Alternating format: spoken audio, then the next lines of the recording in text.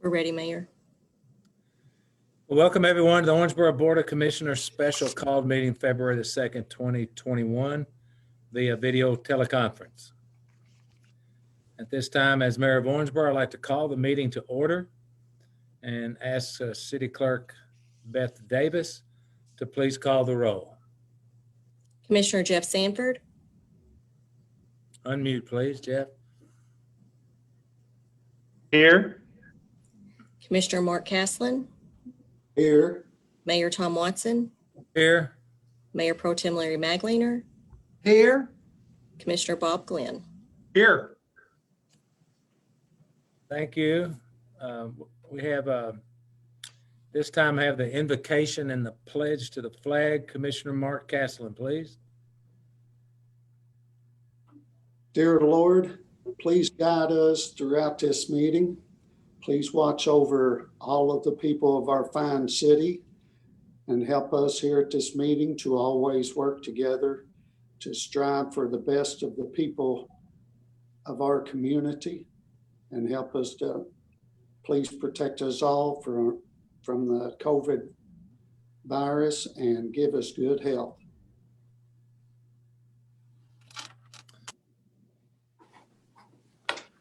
Thank you, Mark. Would you now please lead us in the Pledge of Allegiance, please? I pledge allegiance to the flag of the United States of America. and to the republic for which it stands, one nation, under God, indivisible, with liberty and justice for all.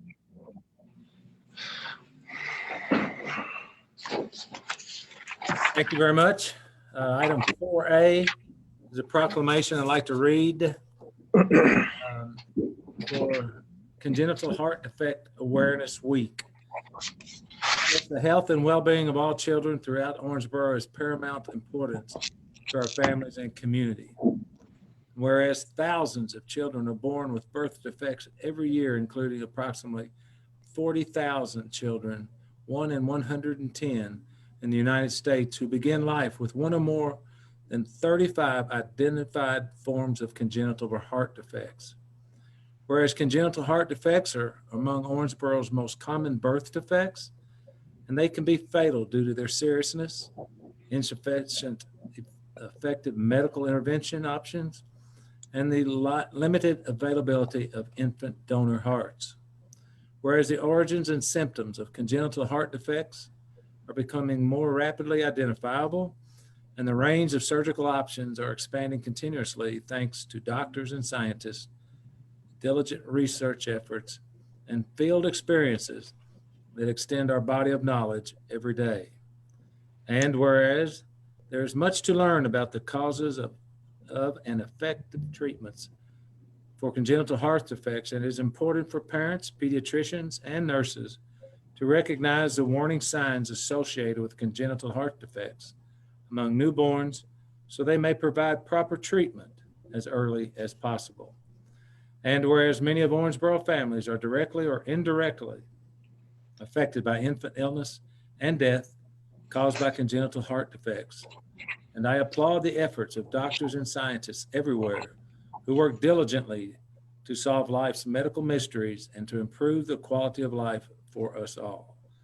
Now therefore, I, Thomas Hart Watson, Mayor of the City of Owensboro, do hereby proclaim February 7th through the 14th, 2021 as Congenital Heart Defect Awareness Week in the City of Owensboro, and I encourage all citizens to join me in this observance. Signed and sealed the second day of February 2021. That's for a little bit. I have another proclamation I'd like to read, and it's disappointing that I can't present this to Reverend Lewis down at Zion because we always have so much fun during his service. So I will read the proclamation at this time. Whereas for many years, February has traditionally been observed as Black History Month throughout the United States, February was chosen to coincide with the birthdays of Frederick Douglass and Abraham Lincoln. And whereas the celebration of Black History Month began as Negro History Month, which was created in 1926 by Carter G. Woodson, a noted African-American historian, scholar, educator, and publisher. And whereas the African-American citizenry in Owensboro takes great pride in their heritage and their struggles, as well as their advancement. And whereas Black History Month provides the African-American community an opportune time to reflect on the past, as well to celebrate the future. Now, therefore, I, Thomas Hart Watson, Mayor of the City of Owensboro, do hereby proclaim the month of February 2021 as Black History Month in Owensboro and urge all citizens to join in recognizing and honoring the memory of those African Americans who made significant contributions to the advancement of our community and the world. Signed and sealed this second day of February 2021. Thank you. Item 5, business. City manager.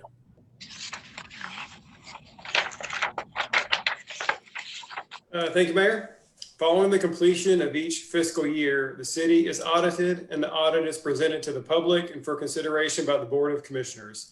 Today, for your consideration, is the audit of the city's July 1, 2019 to June 30, 2020 fiscal year. Malcolm McNeil III is a managing partner at Alexander Thompson Arnold PLLC, the city's auditing firm, and will present the annual audit report. Thank you, City Manager. I'll make a motion to accept the audit report. Could I have a second, please? Do I need? Mayor, he has a presentation he's going to present. Oh, is that who that is? Mike? Oh, how you doing, Mike? Hello, Mr. Mayor. All right, consider audit report, Alexander Thompson Arnold PLLC. Mike, go ahead. Sorry. Okay, can I see if I can share my screen here? Can everybody see my screen? We can see you. My screen looks better than I do, I think. I resemble that remark. I've been told I have a face for radio a time or two, so let's see here. I think I've got it there. Yes. Gonna show up. Anyway, this is a little bit later than usual. The COVID situation wreaked havoc on our processes, and it was kind of a catch-up situation. I don't think it's one of a recurring nature. So anyway, I will roll through this. There's a lot of information. The CAFRA is very comprehensive, very voluminous, and there's a lot of information in there. And first of all, I want to give kudos to Danae Galloway. This is the first year that you all wrote the report, and Danae did a very stellar job putting everything together. To kind of walk you through everything, we come in the summertime and test controls. We go through processes and steps and document them in flow charts. And the main thing, we look at processes basically because if the process is good, the output can be reliable. And then we assess various risks and focus our audit where the risks are.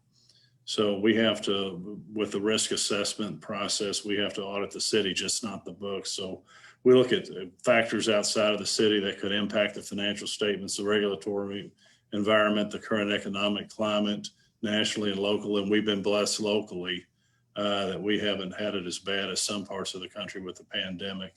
And we look at the risk posed by concentration of taxpayers and then other unique factors. And this kind of starts out here. This is a good diagram of how the audit process works. We do the risk assessment, look at the control environment, which is essentially the tone at the top. What is the commission and management's attitudes towards compliance with policies and procedures and controls? We analyze your control activities, which are your policies and procedures. And we evaluate the quality of information provided to you all to manage the city. And the big thing is monitoring, because monitoring is crucial to ensure that transactions are properly authorized and executed. So without monitoring, the audit risk has increased exponentially. Some of the highlights of the opinion on page 8 is what's referred to as a clean opinion. Is what those 3 pages basically say, that everything was in good order. Last year, you were awarded for the 39th consecutive year the Gfoa Certificate of Excellence. And that is a very rigorous process to go through, as Angela and Danae will attest to. And that speaks very highly of your financial staff you have within the city. And again, you also got the Distinguished Budget Award for the 20th consecutive year. And also you have your outstanding popular annual financial report, which is a very condensed version of your CAFR that's easily understood by non-accounting and non-financial people. So you have received an award for that also. Page 22 of the audit report shows the overall position of the city financially. Your net position or equity decreased by 4.9 million. Overall, it was at 98.7 million at June 30th, 2019. It dropped to 93.8. And that's not a cash loss. A lot of that, there's a lot of factors that go into that. And primarily, that's a function of your net pension and other post-employment benefit liability is what's primarily impacting that. And I'll address that graphically later. So your total assets and deferred outflows were 380 million. Your total liabilities and deferred inflows, 286 million, leaving you an equity or net position of 94 million. Your unfunded pension liability, which I think as elected officials, you're all aware of. It's kind of pervasive throughout the nation, the pension crisis. Your unfunded pension liability at the end of the year based on actuarial studies was 88.2 million, and your other post-employment benefits liability for retiree insurance and related items was 21.4 million. So it's roughly about $109 million in liabilities you'll have to address at some point as you move into the future. That's not anything that would have to be addressed all at once. One of the other good things that happened was the refunding of the 65 million in general obligation bonds. The refunding saved you an estimated 6.9 million in future cash outlay. So that was very good. The staff to take advantage of the low interest rate environment we're in. The other good thing is the third consecutive year that fund balance increased in the general fund. It increased by 2 million, primarily due to the increase in tax revenue, and also you're being very diligent and not managing your costs, and there were unfilled personnel positions that contributed to that. And your occupational net profits tax increased by 645,000 over last year. And your ending fund balance was 18.9 million, and that represents 119 days worth of expenditure. So basically, theoretically, you could shut the city down and run on reserves for 119 days. That's typically how you measure the financial health of a city. And as a rule of thumb, you like to stay around 90 days on that factor there. So you're well in excess of that. The Moody's rating, it takes your fund balance of your general fund is a big component. It's roughly 30% of the weight of your bond rating. So as you can see, you're at the top with an A1. You moved up from A2 to A1. So that is always good because that has a direct impact on your cost of borrowing when you go to the market to issue bonds. You can see the change in fund balance trend. 16 and 17, you ran a deficit those years, and then 18, about 2.3 million last year, about 5.7 million surplus, and this year, $2 million. So it's a very good trend. You can see how the fund balance has increased also with over that time. It's virtually almost doubled since 2016. So you're in a very envious position, I would say, of a lot of municipalities around the country. And looking at your trend, you can see in 2016, I refer to the 90 days as kind of a rule of thumb as far as what you should maintain in reserves. You can see in 16 and 17, you were below it in 18, and then in 19 and 2020, you've turned the corner, and that directly correlates with you've been upgraded, I believe, twice over the last 3 years with your credit rating with Moody's. And that's probably the single largest factor that contributed to that upgrade right there. Your revenue trends, you can see everything's been relatively stable with the exception of your occupational license tax. The economy's been good in the Davis County area. and combined with a revenue enhancement back in 2017. So you can see the taxes are up somewhat and everything else has been steady, but that's a very good trend to see. Now, the thing that I talked about also is your pension liability. This is the big challenge I think that we're all going to face in government for the next foreseeable future, I should say. And in 2016 and 17, you can see how that pension liability has kind of jumped exponentially from 52 million in 16 to 88 million in 2020 as of June 30th. But the OPEB, the other post-employment benefits liabilities, those weren't required by accounting principles to be reflected on your books until 2018. And they've remained relatively stable. They don't vacillate or expand as much as the net pension liability, but hopefully that will taper off at some point in the near future. Other required communications, we also test compliance with your grants under the Single Audit Act. Any federal funds, we have to do certain audit procedures and test compliance with Kentucky municipal laws. And we had no findings. Everything was in good order. We had no findings and recommendations, which is highly unusual. And again, that speaks very highly to your finance staff and your management of the city, because I can tell you that's probably one of three of several hundred clients that we have that condition with. And that's something, again, that speaks highly of your finance staff. But other than that, I've covered a lot. There's a lot in there. I could keep you here until tomorrow morning, and there's nothing more boring than listen to an accountant go on. And I'll entertain any questions if there are any, Mayor and Commissioners.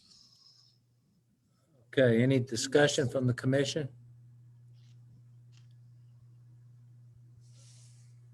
Any discussion from the commission? I had a question. When you ask, you could blocks light up and I can call on you then, okay? Commissioner Glenn, do you have a question? Yes, I have a question for Max. So our Moody's rating has gone up and it's at an A1.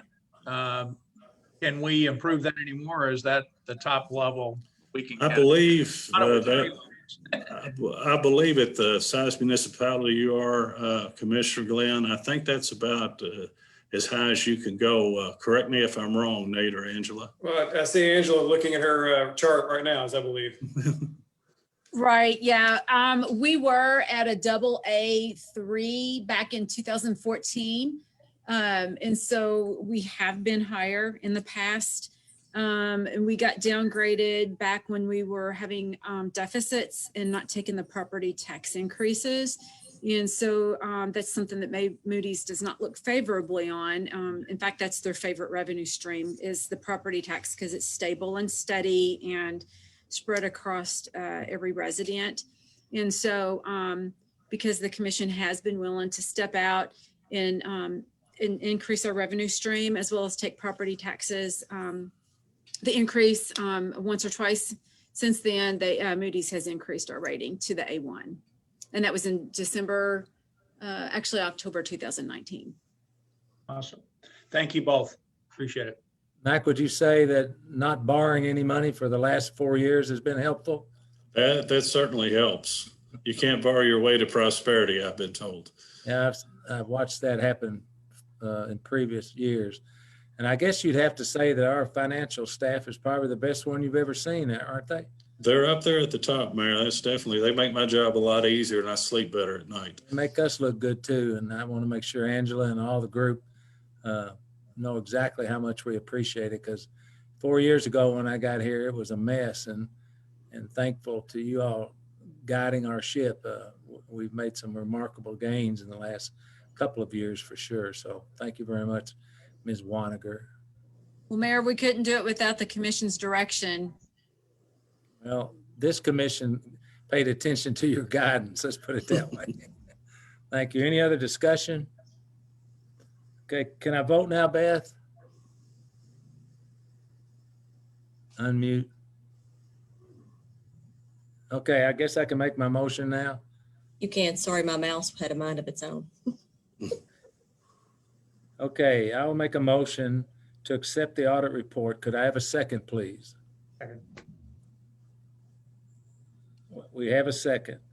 Any more discussion? Hearing none, all in favor indicate by saying aye, and you'll have to unmute your, Aye. Aye. okay, aye. All opposed? Motion carries. Thank you, Mike. Appreciate your help. Well, thank you all. And again, I appreciate Angela and Danae's help because they make our job a lot easier. And they're awful good at that. I tell you, one little thing on Zoom, so you don't have to reach and pull with your mouse or whatever. If you just hold your space key down, you can unmute yourself temporarily like that to vote. It's a little simpler. After 100 and something Zooms, I finally figured that out the other day. Okay, item 5B, I would like to consider the minutes from January 19, 2021. Could I have a motion to approve the minutes? Push your space button down and say yes. Yes. Could I have a second, please? Second. All right. Any discussion about the minutes? Hearing none, all in favor indicate by saying aye. Aye. All opposed? Motion carries. Thank you. Item 5C is board appointments. I will read all these and we'll vote once at the end. Citizen Advisory Committee on the Community Development Board, appoint Bruce Hoop, effective February the 2nd, 2021. The Audubon Bon Harbor Area Neighborhood Alliance, reappoint Bryant Bell to a 2-year term effective March 8th, 2021. Owensboro Davis County Board of Ethics, reappoint Mark Starnes to a 3-year term effective March the 2nd, 2021. Owensboro Housing Authority Board, reappoint Gene Maddox to a 4-year term effective March the 21st, 2021. The Owensboro Historic Preservation Board, appoint Catherine Burlew to fill the remainder of unexpired term, which ends May 16th, 2022. And the Owensboro Davis County Building Code Appeals Board, appoint Paul West. And this is a joint city-county appointment to a 4-year term effective May the 6th, 2021. I'll make a motion to approve these appointments. Could I have a second, please? Second.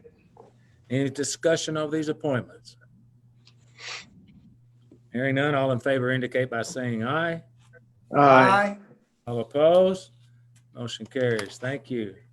All right, we'll move to the ordinances. There will be a roll call vote, and tonight Beth Davis will read the ordinance. 6A, Ms. Davis. Ordinance 2-2021, an ordinance annexing to the city of Owensboro certain unincorporated territory in the county of Davis, adjoining the present boundary line of the city, being property owned by Tom Blue Furniture, Inc., and located at 2737 Beach Road, containing 1.349 acres, more or less, publicly read for approval on second reading the second day of February, 2021. Okay, I'll make a motion to approve. Could I have a second, please? Second. Second. I think we discussed this last time. Do you have anything to add, City Manager? No, sir, Mayor, nothing new unless there are any questions. Thank you. Okay, I'll ask for a roll call vote, please, Ms. Davis. Commissioner Caslen, Yes. Commissioner Glenn, Yes. Mayor Pro Tem Magliner, Yes. Commissioner Sanford, Yes. Mayor Watson. Yes. Thank you. Item 6B, please, Ms. Davis. Ordinance 3-2021, an ordinance closing and abandoning a portion of an alley right-of-way between 1701 Breckenridge Street and 1714 Hall Street in the city of Owensboro, Kentucky, at the request of Habitat for Humanity of Owensboro, publicly read for approval on second reading the second day of February, 2021. Thank you. I'll make a motion to approve this ordinance. Could I have a second, please? Second. City Manager, we spoke about this last week. Do you have any further comments? No, Mayor, just to reiterate that even though it's called an alley closing, Habitat is providing a different, an alternate route for the alley. So it's really more of an alley realignment than closure. And this is the old Owens office equipment building, if you're unfamiliar with where it is. Any other discussion? Hearing none, roll call, Ms. Davis, please. Commissioner Glenn, Yes. Mayor Pro Tem Magliner, Yes. Commissioner Sanford, Yes. Mayor Watson, Yes. Commissioner Casselin. Yes. Thank you. Motion approved. There, item 7 are ordinances, first reading. There will be no vote. Item 8, municipal order. Ms. Davis, please. Municipal Order 2-2021, a municipal order authorizing and directing the mayor to execute a memorandum of agreement with Tom Blue Furniture, Inc., providing for the consensual annexation of unincorporated property located in Davis County at 2737 Beach Road, containing 1.349 acres more or less, and further providing that the city shall reimburse Tom Blue Furniture, Inc. 100% of the total ad valorem, excluding school tax, net profits, and occupational tax revenues derived from the property over a designated 5-year period, introduced and publicly read for approval this second day of February 2021. Thank you. I'll make a motion to approve. Could I have a second, please? Second. City manager.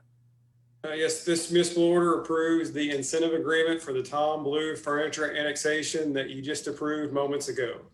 The agreement reflects our standard annexation incentive terms for such projects, which is a 5-year, 100% general fund incremental tax rebate.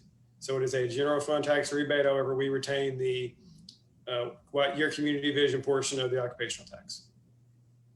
Thank you. Any discussion about this annexation? Okay, hearing none. All in favor indicate by saying aye. Aye. All opposed? Motion carries. Thank you. Item 8B, please, Ms. Davis. Municipal Order 3-2021, a municipal order authorizing and directing the mayor to execute a memorandum of agreement between the City of Owensboro and Big Rivers Electric Corporation, by which the corporation shall relocate its headquarters to the City of Owensboro in exchange for certain financial incentives from the city, including a rebate of the purchase price of the following real estate, and further authorizing the mayor to execute a real estate purchase agreement with the Davis County Fiscal Court for its 15% interest in real property located at 711 West 3rd Street, and further declaring 700 and 710 West 2nd Street and 711 West 3rd Street as surplus properties, and further authorizing the mayor to execute deeds transferring those properties to Big Rivers Electric Corporation in accordance with KRS 82.083, introduced and publicly read for approval this second day of February 2021. I'm excited to make a motion. Could I have a second, please? Second. City manager, you have any comments? I do, Mayor. Late last year, it was announced that Big Rivers Electric will move its headquarters to downtown Owensboro. Project involves approximately 120 jobs with a total payroll of $14 million a year. Big Rivers will locate on 2nd Street on the block immediately west of Boardwalk Pipeline Partners. It's the site where the Royce restaurant was located for many years. The city owned a portion of the block, and about 1.5 years ago, we acquired the other properties that we didn't already own. We assembled the block with the intent to locate a headquarters type project on the site, so our plan is turning to reality. This municipal order approves the incentive agreement for the project. The incentives include selling the property to Big Rivers for the value as assessed by the property evaluation administrator and subsequently rebating the purchase price back to the company, and a 10-year 50% general fund occupational tax rebate. The agreement requires Big Rivers to retain its headquarters in downtown Owensboro for 40 years. Big Rivers President and CEO Bob Berry has already signed the agreement for the company and submitted it back. This was a good partnership. The mayor was heavily involved. Of course, Brittany Johnson from the Economic Development Corporation And then as the motion said, the county provided their share of property at no cost as well. So pleased to have this for your consideration today. Thank you, City Manager. Any other discussion? Okay, this is a big deal. We're very lucky to be able to opportunity to land this. So all in favor indicate by saying aye. Aye. All opposed? Motion carries. Thank you. Item 8C, please, Ms. Davis.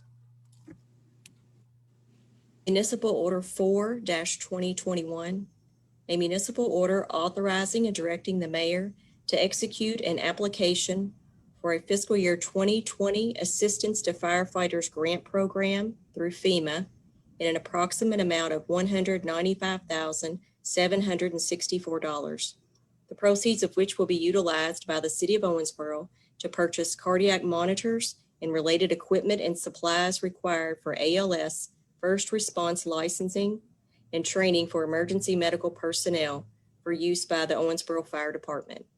A match of $17,796.73 is required by the city, introduced and publicly read for approval this second day of February, 2021.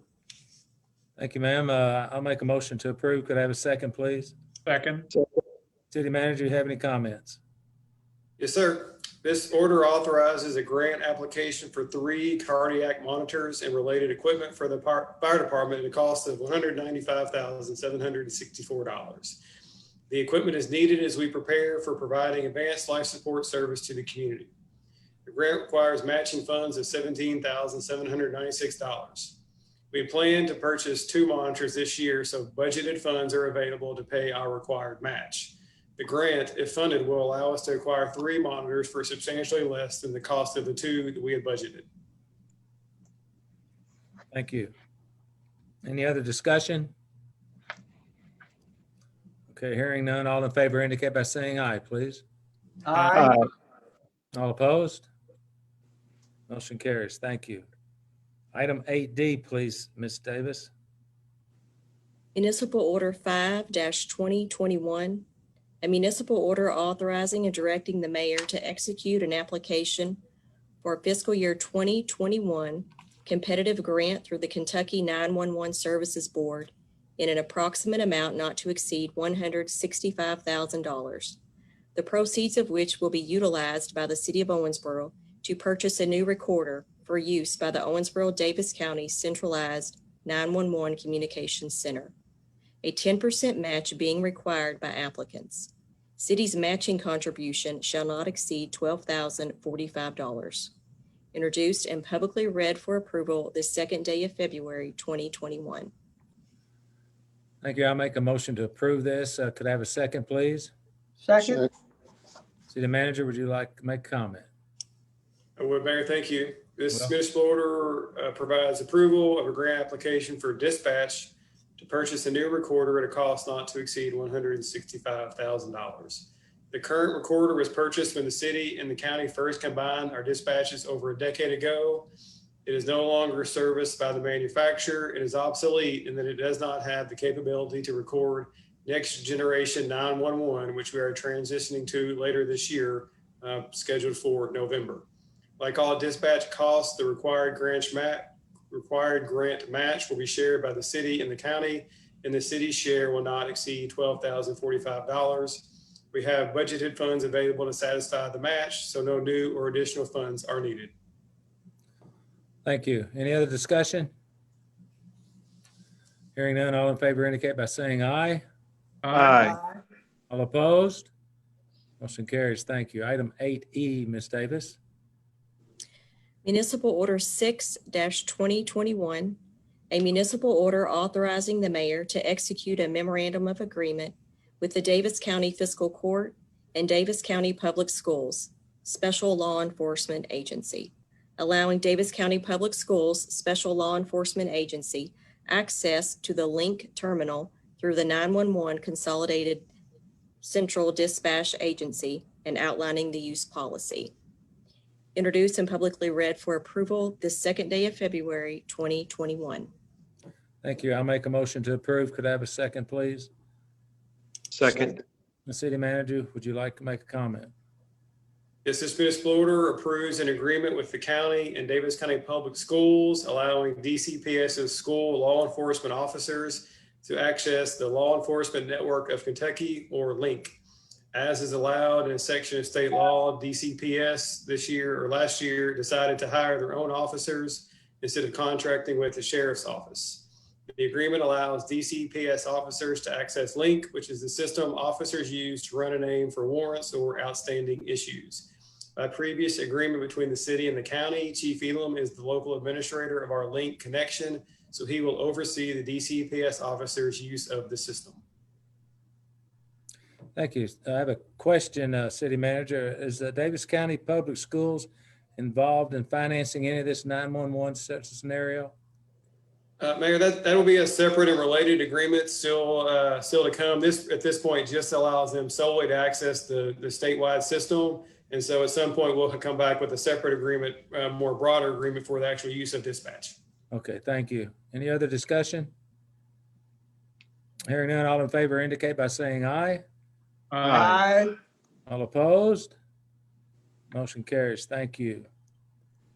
City Manager, you have any items? I guess you do. 9A.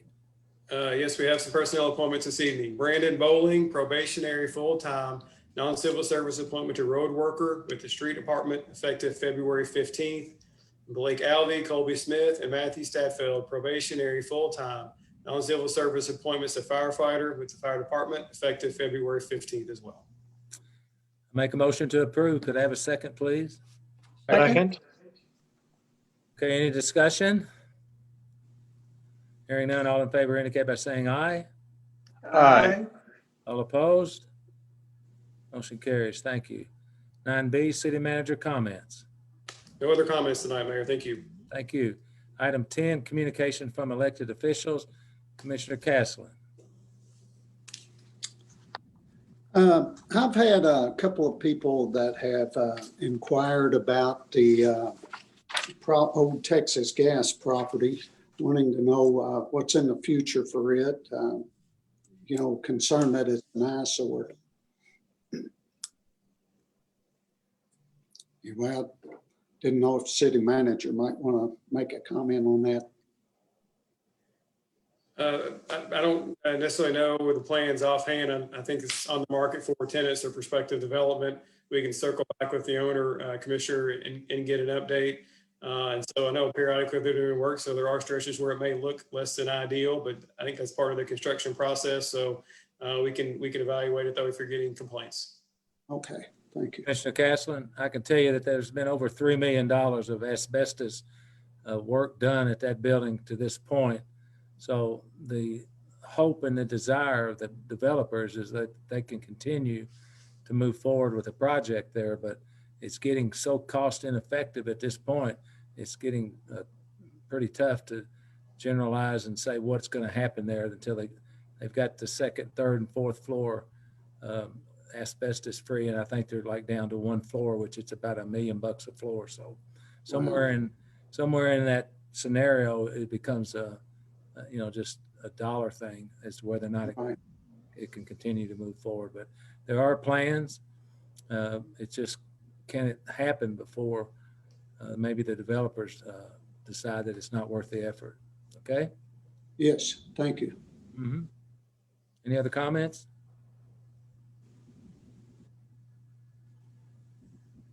I guess not. He's muted himself. Commissioner Sanford. Just a couple quick comments. First of all, I want to commend the fire department. I think we may have all gotten an email about what a great job they did by a family here in town, how quickly they got there to the situation. And I just wanted to tell the chief, great job, and great job to his guys. Number two is I was downtown at a restaurant this weekend. I was happy to see people in the restaurants, social distancing, but there were people there, and it was a cheerleading competition, I think, this past weekend. And it's a big deal to these people that own these restaurants, but it's also a big deal to these people that work there and make their money on tips. So that was really a good thing to see. people actually kind of having to wait to get into some places. So that's encouraging, and hopefully sometime late spring, summer, or late summer, we can get back to some sort of normalcy. But that was kind of an encouraging thing for me to see, that people were busy and they looked like they were happy. We like happy. That's right. We like happy. Is that all, Commissioner? That's it. Mayor Pro Tem Larry Maglinger, please. Thank you, Mayor. I do not have anything at this time. Thank you. Commissioner Glenn. Yeah, just got some real quick hits here real quick. I want to echo Commissioner Sanford's comment about the fire department. Been an excellent job. Also want to just indicate, I think it's a really positive move that Tom Blue Furniture is now in the city. And I want to congratulate Ruth Ann and Mike on that. Also wish Mike well. He had surgery this week. The tent city, want to thank Harry Pedigo and some other people that are working to try and address that issue. I think we're making progress. Restaurant dollars being dispersed this week. That's excellent. That's just wonderful. You all, those of you previous commission, Commissioner Maglinger, those of you here before, great job. Mayor, great job. That's really positive. I would hope we could lobby along with the county to get a vaccination site a little closer. Where we're at right now, the closest to us, I believe, is in Paducah. It would be good to have a mass vaccination site here. And then finally, it's good news that we have a real ID site, even though it's out in the county a little bit, to get a real ID that started in the last couple of weeks. So a lot of good things happening. Thanks to your leadership, Mayor, and the city, our city staff. Thank you all for what you do. Okay. We've made reference to the fire department. I'd just like to share with the public this email that I got from Gates Settles, just to let everyone know just what a great job our firefighters are doing. This email is to convey our appreciation and sincere thanks to the Owensboro Fire Department for their actions this past Saturday on a call for a house fire at 346 Maple Avenue. I was not at home, but my wife and my son, who has special needs, were sleeping, and they awoke to sirens, smoke alarms, and neighbors knocking on the door. Within minutes, I drove up seeing smoke billowing from the front of the house, and with fire trucks and firemen with hoses trying to contain the fire. Due to their quick response and skills, the catastrophic situation was averted. I can't say enough about how they handled the situation from the beginning to the end. After they were sure that the fire was not a threat, they took it upon themselves to try and limit the water damage by covering our furniture and personal items with tarps, removing pictures and personal effects from being damaged, and even offered assistance in any other way they could. I was told by the insurance adjuster, the disaster team specialist, and battalion chief, Jason Pickrell, that based on what they saw and their previous experiences, we were minutes away from losing most of our house. I'm so thankful for the neighbors who called 911, other neighbors who got my wife and son out, and forever grateful for the immediate and effective response of the 9th and 25th Street Fire Departments. From being in the school business, where people are quick to criticize and slow to praise, I want to make sure they receive the praise they deserve. So I wanted to make those comments public because I think he's exactly right. You know, a lot of times these firefighters in our police department get taken for granted, and they surely do need all the kudos that we can do. So thank you to Jason and his group and Chief and what they're doing over there at the fire department. Okay, that took longer than I probably should have. Item 11, a closed session. I'll make a motion to enter into a closed session under KRS 61.8101G, discussions between a public agency and a representative of a business entity, and discussions concerning a specific proposal. Could I have a second, please? Second. Okay, all in favor indicate by saying aye. Aye. Okay. We will return to open session. On this Facebook Live stuff, it takes a little while to get everything squared away, so everybody hang tight.